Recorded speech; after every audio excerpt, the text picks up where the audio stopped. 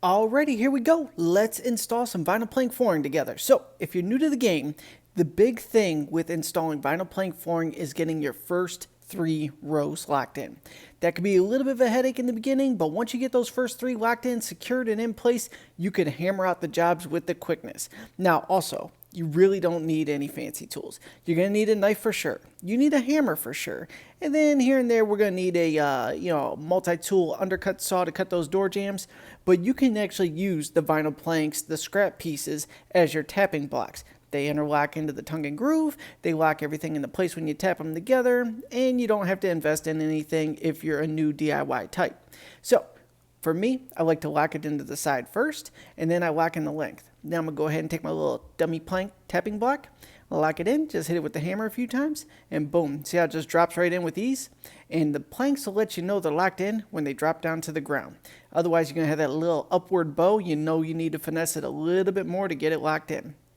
We're going to work our way down the planks here.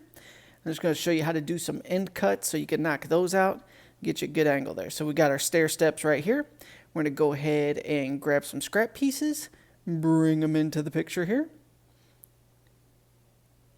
Once we get those lined up, now that first one there is already under the baseboard. So we're going to have to finesse that one a little bit, especially if you're new to the game there. So, and you always want to burn up your scrap pieces if possible to go ahead and utilize the amount of planks you're using. If you got a couple extra boxes, you could always take that back, put the money in your pocket. So we're going to go ahead and score this one, snap it off. Yeah, gotta love that cheap product. Nice and easy to work with. So we're going to go ahead and take our fill piece and we're going to lock it onto the side here. But we're going to slide these rows forward a little bit there just so I get it accessible from under the baseboards there. And watch this. We'll lock in the side and kind of slide it into place. And this is what I'm talking about with the first 3 rows, especially if you're new to this. Trying to lock that last piece in and get your second one in, it's going to knock it under the baseboard. You got to have a little finesse to the game. So don't get discouraged if it's not going easy for you. Just take your time until you get that seam lined up just right. And look at me here. I've done this like 2 times and I'm struggling here. There we go. Boom. All right. So pulled it out from under the baseboard to make our life that much easier. Got them lined up, we're good. Now, once we get this one locked in, life is going to get way easier. So this is a scrap piece. We're going to go ahead and shave just a little bit off to make it fit. Snap it off with our hands. And if you can't snap it with your hands, you could use a pair of pliers to grip it and break it like that. But this is an incredibly affordable product, very DIY friendly for sure. So it's not actually locked in place right there. I'm going to get my tapping block, lock that in. We're going to go ahead and finesse that together and hopefully it doesn't pop them apart. See, look at that. See what we're going through here? One hand on one side, tap block on the other, lock it in, and boom. Then we're going to slide it back under the baseboards. There we go.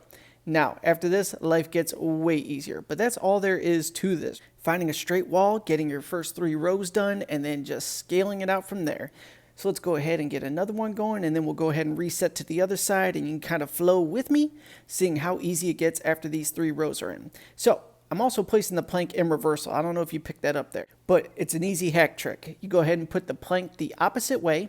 You trace the existing plank that's already installed, and then you flip it around like I did there. Lock in the side. We're going to add our little tap block. We're going to lock in the front.